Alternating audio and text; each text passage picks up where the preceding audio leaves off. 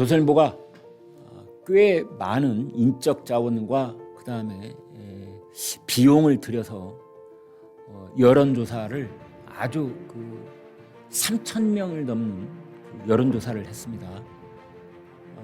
그래서 했더니 서울시장 후보 정원호 40%, 오세훈 37%.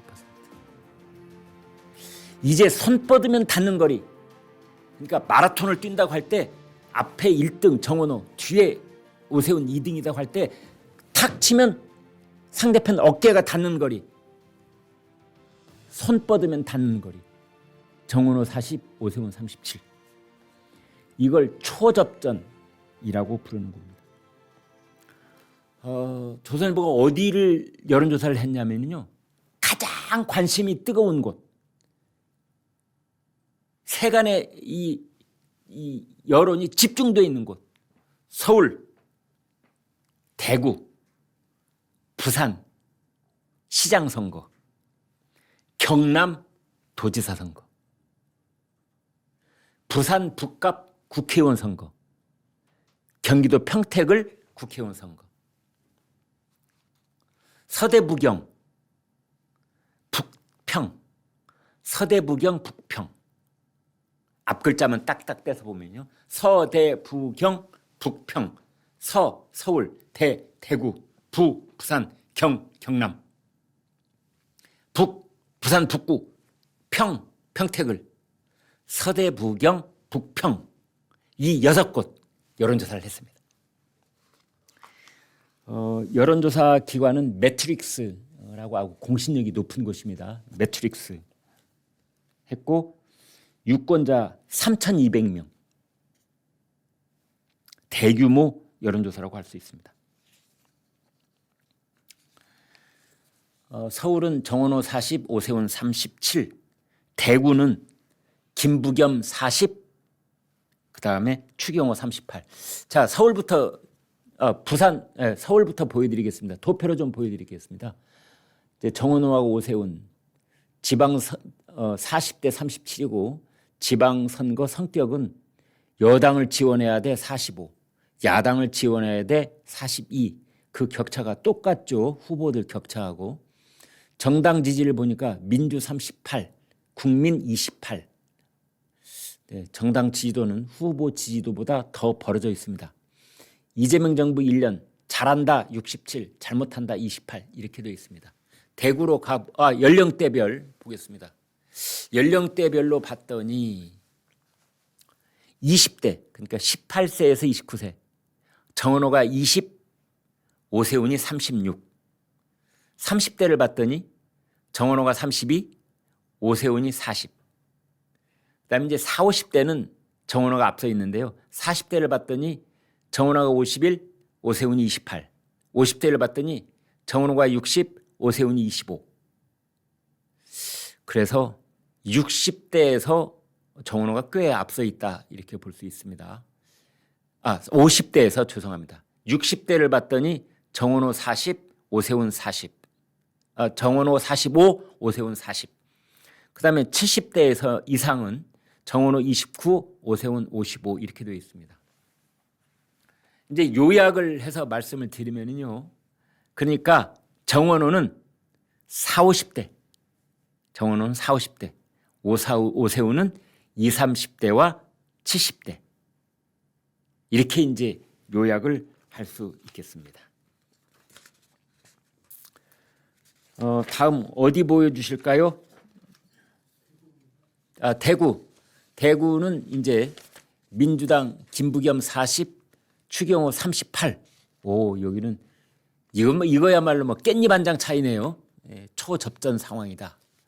그 다음에 여당 지원이 40, 야당 지원이 44.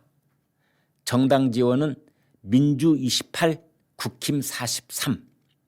그다음에 이재명 잘한다 57, 잘못한다 55, 35 이렇게 되어 있습니다. 그러니까 서울, 대구를 비교해서 말씀드려 보면은 서울, 대구 역시 인물론이 강한 영향을 미치고 있는 것 아니냐.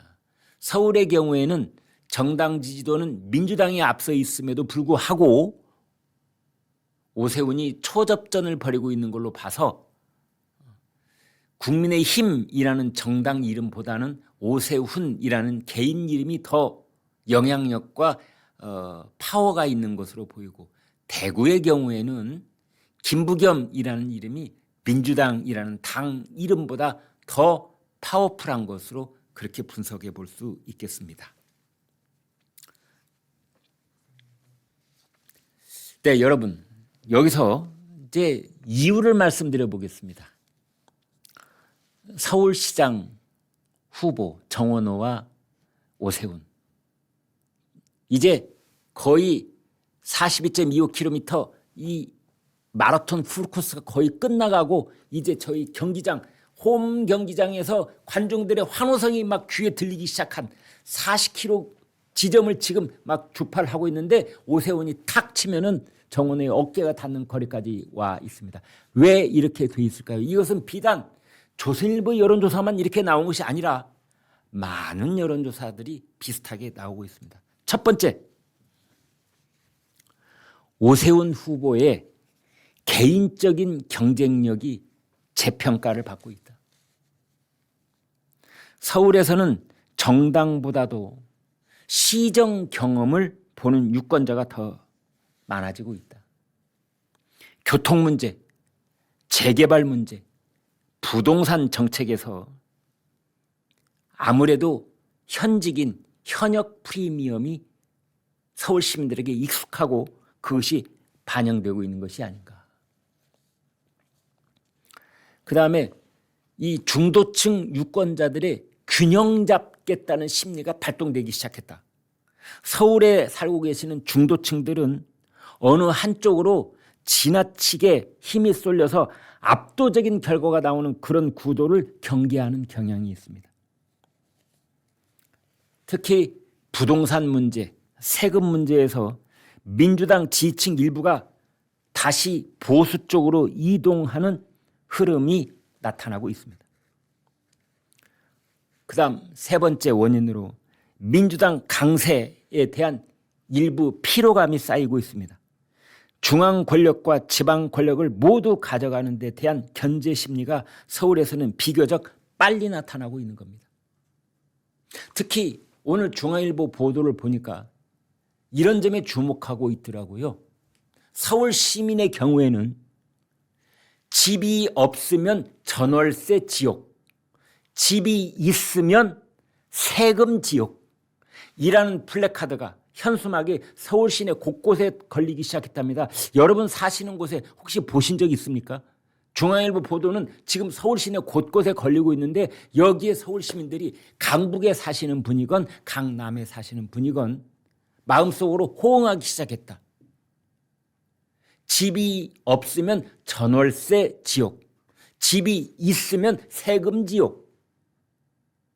그래서 정원호와 오세훈이 지금 최근에 나온, 제가 방송을 통해서 여러분들에게 공유해드린 여론조사 중에서 가장 근접한 3%포인트 이내 초접전이 지금 벌어지고 있는 겁니다. 오늘이 화요일인데 이제 목요일이나 금요일쯤 골든 크로스 여론조사가 나올 가능성이 매우 높아지고 있는 겁니다.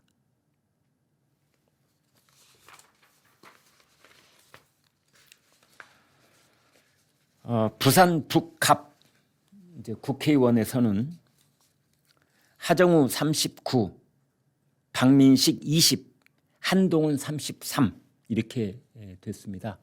그런데 자, 이 3자 대결로 끝까지 갈 것인지 아니면 양자 대결을 보는 그런 일이 벌어질 것인지는 모르겠지만, 하정우와 박민식이 붙으면 44대 30, 하정우와 한동훈이 붙으면 41대 39. 그래서 단일화를 만약에 하게 된다면 한동훈 쪽으로 해야 되는 것 아니냐라는 여론이 점점 높아지고 있고, 그게 여론조사 결과로도 나오고 있는데요. 하정우와 한동훈이 양자로 붙으면 그 차이가 2%포인트 차이밖에 안 된다. 정말 여기야말로 깻잎 한 장이다. 정당 지지도를 봤더니 부산 북갑에 사시는 유권자들께서는 민주당이나 국민의힘이나 41대 40 똑같다. 이렇게 볼 수 있겠습니다. 평택을 보겠습니다. 평택을로 가봤더니 평택을에서는 이렇게 되어 있습니다. 김용남 25, 유이동 20, 조국 26, 진보당의 김재현 6, 그 다음에 자유와 혁신 황교안 11 이렇게 되어 있습니다. 그래서 평택을에서는 현재로서는 3강 2중 뭐 이런 매우 복잡한 그런 혼전 양상입니다. 수치상으로 보면은 제가 봤던 여론조사 중에는 처음으로 조국 후보가 수치상으로는 맨 앞선 결과가 나와 있습니다. 조선일보 여론조사인데요. 그래서 그 순서대로 말하면 조국이 1등 26, 민주당의 김용남이 25, 2등, 그 다음에 국민의힘의 유이동이 20으로 3등 이렇게 되어 있는데 다 오차 범위 이내입니다. 그래서 이게 3강이라고 볼 수 있고, 이제 황교안 후보가요 11%입니다. 선거 결과에 본인이 비록 선두그룹으로 치고 나가고 있지는 못하지만 선거 결과에 중요한 영향을 끼칠 수 있는 그런 위치까지 올라와 있습니다. 그런데 지금 여론조사한 기관들을 보면은 그 지역들을 보면은 조작기소 특검법에 대해서 다 부적절하다 의견이 더 많았고, 이재명 공소 취소에 대해서도 다 부적절하다 그런 의견들이 많았습니다.